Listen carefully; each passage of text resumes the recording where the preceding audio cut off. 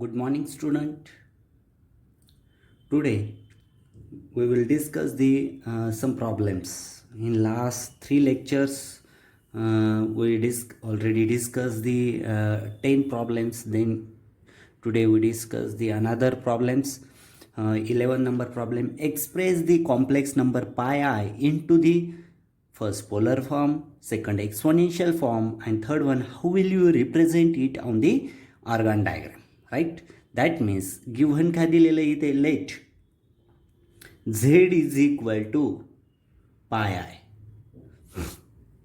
आणि z is equal to pi I दिलेला आहे आणि त्याला आपल्याला पोलर फॉर्म आणि एक्सपोनेन्शियल फॉर्ममध्ये आपल्याला रिप्रेझेंट करायचं आहे. Okay, then let that z is equal to pi I, then that z is equal to that pi I we can write that pi in bracket 0 plus I or 1 I, right? म्हणजे ह्या पाय आयला आपण असं पण लिहू शकतो, काही प्रॉब्लेम आहे नाही. Then z is equal to pi as it is. What is the value? 0. That cos pi by 2 means cos pi by 2 means 0 plus I sin pi by 2. That pi by 2 means sin pi by 2. Here must remember this polar form म्हटल्यानंतर z is equal to in polar form z is equal to r in bracket cos theta plus I sin theta, right? हा polar form झाला. आणि इथे बघा cos pi by 2 जे आहे cos pi by 2 ची value किती आहे इथे 0 आणि sign pi by 2 is equal to 1. म्हणजेच मी इथे लिहिलं हा 0 होईल, ही टर्म पूर्ण 0 आणि i sine pi by 2 means इथे sine pi by 2 means 1 means 1 i होईल, right? Then this is the polar form of polar form. हा काय झाला पोलर फॉर्म. फर्स्टचा आन्सर आपल्याला इथे मिळाला, राईट? इथे काही प्रॉब्लेम नाही, व्हेरी सिम्पल आहे, राईट? समजला असेल. देन एक्सपोनेन्शियल फॉर्म. आता हा पोलर फॉर्म असा लिहितो आपण. एक्सपोनेन्शियल फॉर्म कसा लिहितो? एक्सपोनेन्शियल फॉर्ममध्ये Z is equal to R E raise to I theta. हा एक्सपोनेन्शियल फॉर्म झाला. इथे Z is equal to R काय इथे pi, right? E raise to I. What is the theta? Here value of theta is a pi by 2. That means I pi by 2. That means z is equal to pi e raised to I pi by 2 is the exponential form. This is the second question जो होता, ह्या second question चा answer हे this is the exponential form. Exponential form मी इथे मिळाला. Then third जो आहे argument or phase angle is pi by 2. इथे phase angle किती आहे? phase angle is equal to pi by 2, right? The complex number z is represented by a point at a distance pi on the axis of imaginaries. That means axis of imaginary जो आहे, axis of real, axis of imaginary, त्या imaginary axis वरती पाय एवढ्या व्हॅल्यूवर तो आपल्याला काय करता येईल? रिप्रेझेंट करता येईल. This is the answer of third question. Very simple problem होता. ह्या प्रॉब्लेममध्ये आपल्याला पाय आय ही व्हॅल्यू दिलेली आहे आणि ह्या पाय आयला आपल्याला कॉम्प्लेक्स नंबर दिलेला आहे pi I. That means Z is equal to pi I दिलेला आहे आणि त्याला आपल्याला पोलर फॉर्ममध्ये आणि एक्सपोनेन्शियल फॉर्ममध्ये एक्सप्रेस करायचं होतं. Then Z is equal to pi I त्याला आपण ह्या फॉर्ममध्ये लिहून घेतलं. Z is equal to pi in bracket 0 plus 1 I. then z is equal to pi in bracket cos pi by 2 plus I sin pi by 2, right? Exponent. Why? Because this is the polar form मध्ये असं लिहितो आपण complex number z is equal to R cos theta plus I sine theta आणि cos pi by 2 ची value 0 आहे आणि sign pi by 2 ची value 1 आहे, म्हणून आपण इथे असं लिहितो. एक्सपोनेन्शियल फॉर्म ऑलरेडी डिस्कस केलेला आहे. z is equal to R E raise to I theta and here r means pi and theta means pi by 2. हा एक्सपोनेन्शियल फॉर्म झाला आणि फायनली जो आहे इथे फेज अँगल पाय बाय 2 आहे. The complex number z is represented by a point at a distance on a imaginary. हा फक्त प्युअर इमॅजिनरी कॉम्प्लेक्स नंबर. हा जो कॉम्प्लेक्स नंबर आहे प्युअर इमॅजिनरी मग तो ऑर्गन डायग्राममध्ये प्लॉट करत असताना तो आपण ऑर्गन डायग्राममध्ये बघितलं आहे की फर्स्ट म्हणजे एक्स प्लेन जो असतो तो रिअल एक्सिस असतो आणि वाय जो असतो तो इमॅजिनरी एक्सिस असतो. हा प्युअर इमॅजिनरी नंबर दिला म्हणून तो इमॅजिनरी एक्सिसवरती येईल आणि त्याची व्हॅल्यू ही काय असेल, पाय ह्या एवढ्या डिस्टन्सवरती तो आपल्याला रिप्रेझेंट करतील. Okay, got it. Okay, 12 number problem.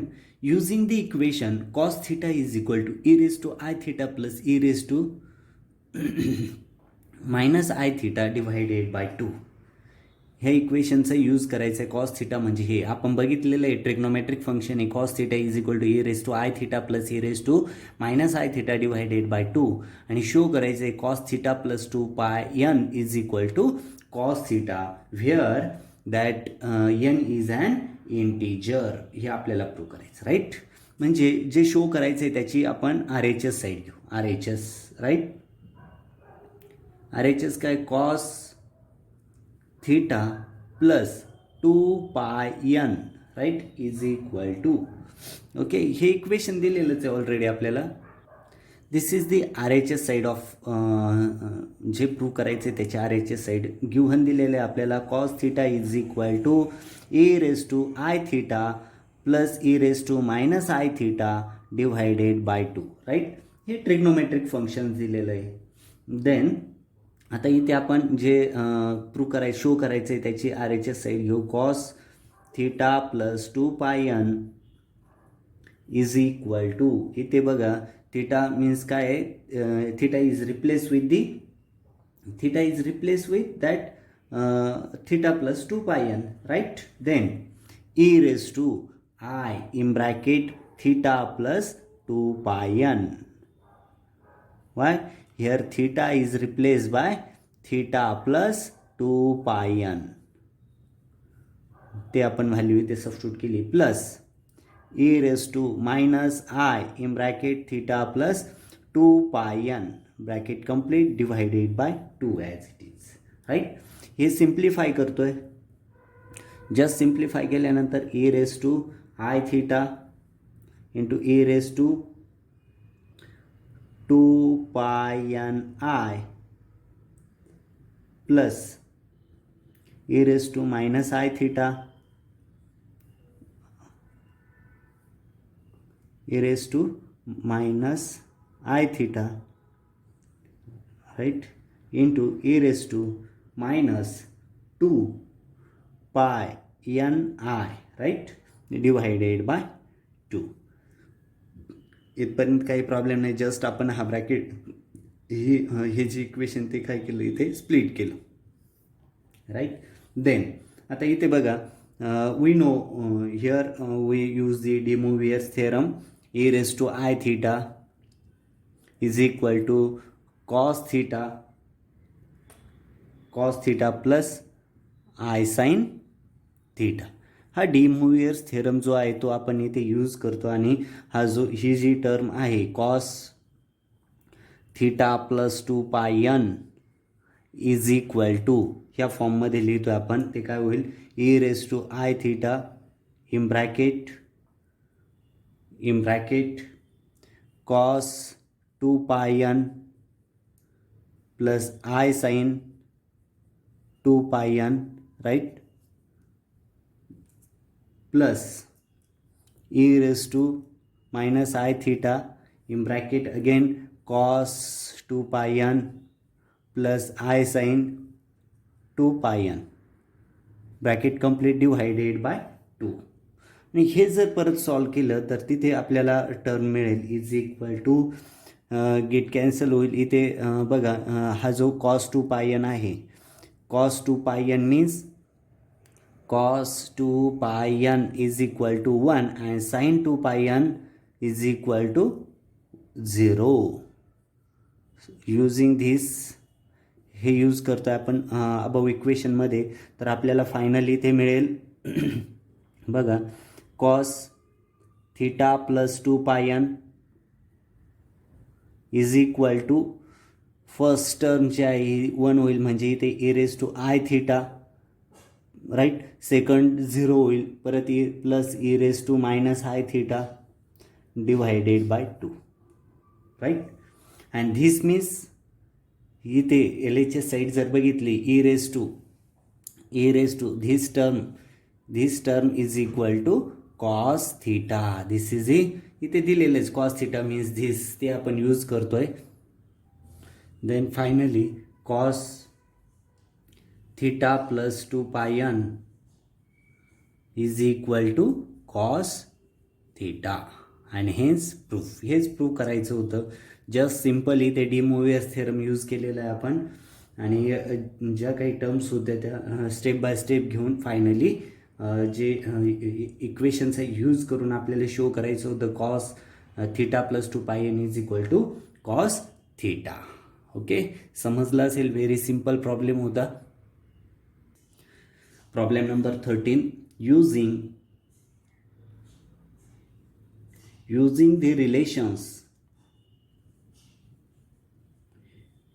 the relations which relations?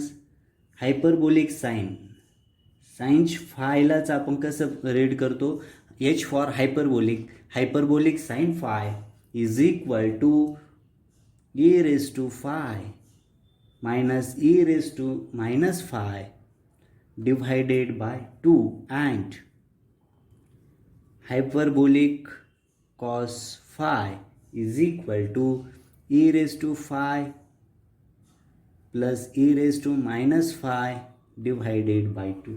Show that cos hyperbolic, that means hyperbolic cos phi square minus hyperbolic sin phi square is equal to 1. Cos square phi minus sin square phi is equal to hyperbolic cos square phi minus hyperbolic sin square phi is equal to 1. हे prove करायचं आहे आपल्याला. Very simple आहे. इथे आपल्याला हे hyperbolic फंक्शनच्या value already दिलेला आहे आणि त्याचा यूज करून आपल्याला इथे हे प्रूव्ह करायचं आहे, राईट. आता बघा सोल्युशन. हे जे प्रूव्ह करायचं आहे याची आपण काय घेऊ, एल एच एस साईड घेऊ. Hyperbolic cos square phi, that means cos square phi minus sine square hyperbolic sine square phi is equal to, इथे व्हॅल्यू सबस्टिट्यूट करू. ऑलरेडी हायपरबोलिक फंक्शनच्या व्हॅल्यू आपल्याला दिलेल्या आहे, त्याचं जस्ट स्क्वेअर करायचं आहे आपल्याला. इथे बघा हायपरबोलिक कॉस फायची व्हॅल्यू काय दिलेली, a raise to phi plus e raised to minus phi divided by 2 whole square minus e raised to hyperbolic साइनची व्हॅल्यू इथे दिलेली आहे बघा गिवन मध्येच, e raised to phi minus e raised to minus phi divided by 2 whole square. आणि just हे bracket जो आहे तो आपल्याला इथे सॉल्व करायचा आहे. इथे बघा e raised to 2 phi plus 2 e raised to minus 2 phi, right, minus e raised to, हा ब्रॅकेट सॉल्व करू, e raised to, हा minus sine as it is घेतला, हा ब्रॅकेट सॉल्व केल्यानंतर e raised to 2 phi plus 2 minus e raised to minus 2 phi divided by 2. तर काय cancel होतं बघा, e raised to this get cancel, this get cancel, 2 राहिला, just 2 divided by 2 is equal to 1. That means here hyperbolic cos square phi minus hyperbolic sin square phi is equal to 1 and hence proof. just इथे hyperbolic function जे given दिलेले sine hyperbolic sine phi hyperbolic cos phi हे दोन function given दिलेले आणि show करायचं आपल्याला hyperbolic cos square phi minus hyperbolic sine square phi is equal to 1 हे शो करायचं. एल एच एस साईड आपण गिव्हन घेतली, तिथे हायपरबोलिक फंक्शनच्या व्हॅल्यू सबस्टिट्यूट केल्या, ब्रॅकेट सॉल्व केला आणि फायनली आपल्याला cos square phi minus sine square phi is equal to 1 हे आपण प्रूव्ह केलं. व्हेरी सिम्पल प्रॉब्लेम होता, समजला असेल. जस्ट हायपरबोलिक इथे लक्षात पण नाही, इथे गिव्हनच दिलेले हायपरबोलिक फंक्शन त्याचा यूज केलेला आहे आणि सॉल्व्ह केलं आहे. Okay. Problem number 14. Determine the value of x and y if x plus i y is equal to in bracket 1 plus i root 3 bracket raise to 4. बघा सिम्पल प्रॉब्लेम आहे इथे आपल्याला x plus i y is equal to 1 plus i root 3 raise to 4 दिलेला आहे आणि आपल्याला x and वायच्या value काय करायचे आहे, डिटरमाइन करायचे. सिम्पल. इथे बघा जस्ट ही जी टर्म आहे ब्रॅकेटमधली 1 प्लस आय रूट 3 ही आपण एक्सपोनेन्शियल फॉर्ममध्ये जर लिहायची असेल तर जनरल एक्सपोनेन्शियल फॉर्म कसं आहे, r e raise to i theta. आता आर जो आहे आरची व्हॅल्यू आपण कॅल्क्युलेट करू. How to calculate r is equal to x square plus y square. In here when compare this complex number into x plus iy, then that time here x is equal to 1 and y is equal to root 3. Root 3 चा square 3, that means under root 4, right? एवढी value आलेली आहे याची. r means 1 plus root 3 म्हणजेच root 4 म्हणजेच is equal to 2 आलेला आहे, right. आणि इथे जो थीटा आहे ह्या नंबरसाठी theta is equal to that means here इथे जर रूट 3ने डिवाइड केलं 1 डिवायडेड बाय रूट 3 ह्या नंबरला plus i root 3 get cancel, just i होईल, right. Root 3 divided by root 3 that means 1. इथे पाय बाय 3 कॉस पाय बाय 3 साठी ही व्हॅल्यू आहे, राईट. आणि साईन ही गेट 1 म्हणजेच साईन पाय बाय 3 साठी ही व्हॅल्यू 1 आहे, राईट. हे इथे सबस्टिट्यूट जर केलं तर 1 plus i root 3 is equal to काय मिळाली, इथे आरची व्हॅल्यू 4 आली, राईट. आणि e raise to i pi by 3 होईल, राईट. आणि दोन्ही साईडला ब्रॅकेट रेस टू 4 करू. 1 plus i root 3 whole raise to 4 is equal to under root 4 means 2 raise to 4 e raise to i 4 pi by 3. Okay. That means हे जर solve केलं तर काय होईल, 16 2 raise to 4 means 16 into e raise to, याला again polar फॉर्ममध्ये आपण घेऊ. Cos 4 pi by 3 plus I sine 4 pi by 3, right. काही डाऊट नसेल, व्हेरी सिम्पल आहे. देन हे जर सॉल्व केलं 16 कॉस पाय बाय 3ची व्हॅल्यू जी आहे ती -1/2 minus as it is that I sin 4 pi by 3 means minus root 3 by 2, right. After solving this ही value आपल्याला याची मिळाली, कशाची, that means 1 plus i root 3 raise to 4 is equal to 2 जर 1/2 common जर घेतला तर आपल्याला 2 2 झा मीन्स 8 -8 मायनस आय 8 रूट 3 मिळेल, राईट. आणि ही आर एच एस साईड झाली, एल एच एस घेतली तर x plus i y after compare this is equal to काय होईल, -8 मायनस आय 8 रूट 3. ओके. आणि आफ्टर कम्पेअरिंग धिस इक्वेशन इथे जर रिअल टर्म्स आणि इमॅजिनरी टर्म्स कम्पेअर केल्या तर एक्स इज इक्वल टू काय मिळाला, -8 and y is equal to मिळेल इथे -8 root 3. Okay. Very simple. Just समजलं असेल. इथे आपण गिव्हन जे दिलेलं आहे x plus i y is equal to this. त्यावरून आपल्याला एक्स आणि वायची व्हॅल्यू डिटरमाइन करायची आहे.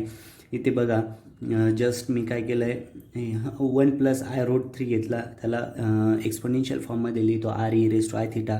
आरची व्हॅल्यू कॅल्क्युलेट करून घेतली. थिटा जो आहे थिटा इथे पाय बाय 3 आहे.